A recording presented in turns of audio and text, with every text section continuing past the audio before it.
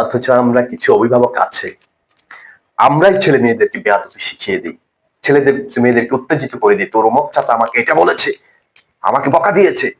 অনেক সন্তানদের কাছে মা এসে বাবা এসে অভিযোগগুলো করে, তোমার তোর অমুক অমুক জ্যাঠা অমুক ভাইয়ে আমাকে বকা দিয়েছে।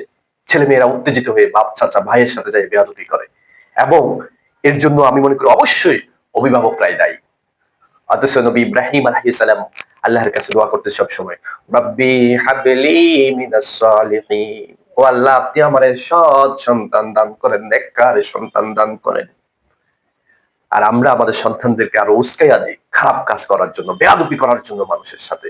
অথচ আল্লাহ শিখিয়ে দিয়েছেন, বান্দা ভালো সন্তানের জন্য, সৎ সন্তানের জন্য সবসময় দোয়া করো, রব্বানা হাব লানা মিন আজওয়াজিনা ওয়া যুররিয়াতিনা কুররাতা আয়ুন ওয়াজআলনা লিল মুত্তাকিনা ইমামা।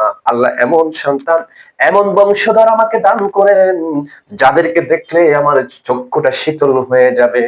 আল্লাহ আপনি আমাদেরকে মুমিনদের ঈমান বানিয়ে দেন, ওয়াজআলনা লিল মুত্তাকিনা ইমাম, মুত্তাকিনদের জন্য ঈমান বানিয়ে দেন।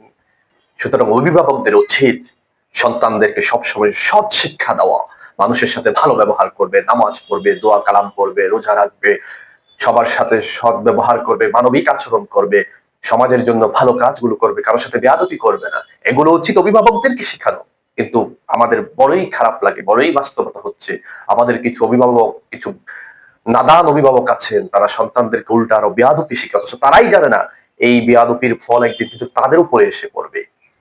তাদের সাথেও একদিন এই সন্তানরা এই পরিমাণ বেয়াদবি করবে যেটা তারা কল্পনাই করতে পারবে না। এই জন্য সবসময় বরং দোয়া করবেন, রব্বি হাবলি মিনাস সালিহিন, আল্লাহ সৎ সন্তান দেন, ছেলে মেয়েদেরকে সৎ রাখেন, আল্লাহ তাদেরকে আল্লাহ ওয়ালা বানান, আল্লাহ আপনার নেককার বান্দা বানান আমার সন্তানদেরকে।